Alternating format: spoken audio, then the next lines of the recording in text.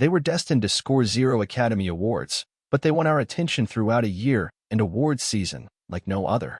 Ahead of the 96th Oscar ceremony on March 10th, Entertainment Weekly is breaking down the year's best movies, performances, and directorial achievements that were nominated for nothing.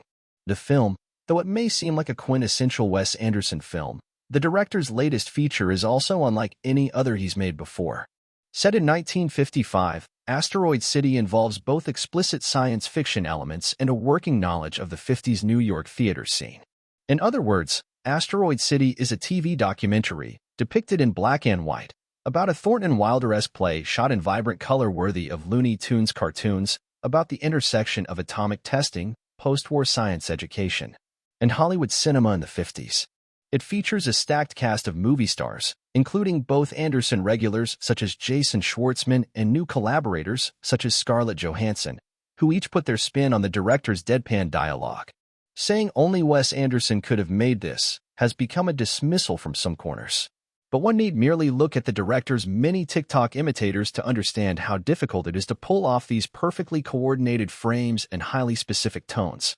Seen from another angle, you might say that making such unique films should qualify Anderson for a Best Director nomination. But that was obviously a crowded field this year, with deserving nominee Greta Gerwig already left off the Academy's official list. Even so, this razor-sharp script is alternately hilarious, Bring Me My Cocktail and My Pill, and melancholy, I Never Had Children. Sometimes I wonder if I wish I should have enough to have qualified for Best Original Screenplay. It's also important to remember that these movies aren't made by Anderson alone. Asteroid City's beautiful southwestern vistas and immaculate compositions, not to mention the mix of color photography and black and white, could have earned Anderson's longtime cinematographer Robert Yeoman a nomination. While production designer Adam Stockhausen did just as much building a city in the desert as Oppenheimer did. Meanwhile, the original song Dear Alien, Who Art in Heaven, was one of the funniest cinematic moments of 2023. Why it wasn't nominated? The Academy has demonstrated a lack of respect for Anderson's films so consistently over the years that it now just feels plain rude. Sure, he's almost certainly going to win an Oscar this year for Best Short Film, The Wonderful Story of Henry Sugar, but that might just be the power of name recognition in a category often devoid of stars. Although actors clearly love being in Anderson's films, check that Asteroid City cast list again. The actors branch refuses to reward the subsequent performances, even when they're hilarious and heartbreaking. Not even Gene Hackman and Ralph Fiennes were nominated for their incredible work with him. Some might say these snubs are because the performances in Anderson's films come off very controlled, but just as likely is the fact that the characters are often complicated. Original inventions rather than cosplay impersonations of famous historical figures.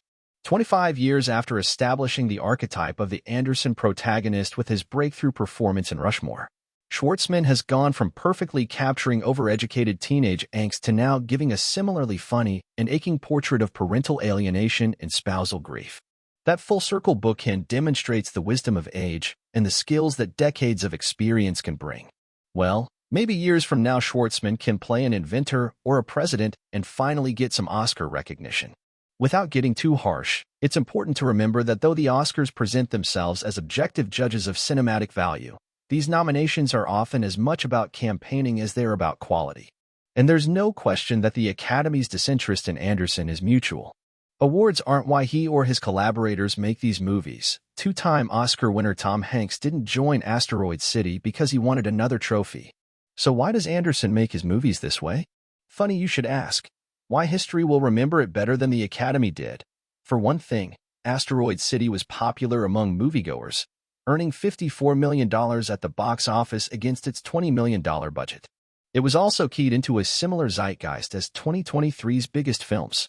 Most cinematic histories of this year will revolve around the Barbenheimer phenomenon, and Asteroid City almost felt like the synthesis of those two blockbusters since it both tackled the legacy of the atomic bomb and featured a show-stopping, if brief, performance from Margot Robbie.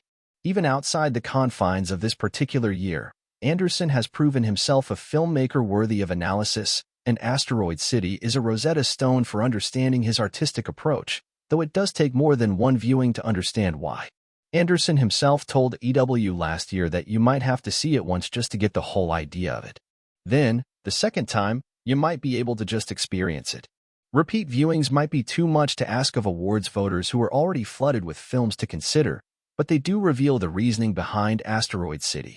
Early in the film, the actor played by Schwartzman's Augie asks his playwright, Edward Norton, why does Augie burn his hand on the quickie griddle? This is a reference to a scene that actually comes toward the end of Asteroid City and may not make sense at first glance. With more consideration, it becomes clear that Schwartzman's character is struggling with performing in a piece he doesn't understand. I still don't understand the play. His director, Adrian Brody, replies, doesn't matter. Just keep telling the story. But an even better answer comes in a different scene a few minutes later, when acting teacher Salzburg Keitel, Willem Dafoe, leads his class in the chant, "You can't wake up if you don't fall asleep." Why do Anderson's characters act this way? Why does he create films with such a complicated, Russian nesting doll structure? That's the wrong question.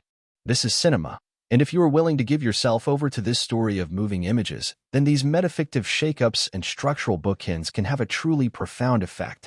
Long after this year's Oscars have come and gone, Asteroid City will be there to wake you up, but only if you fall asleep.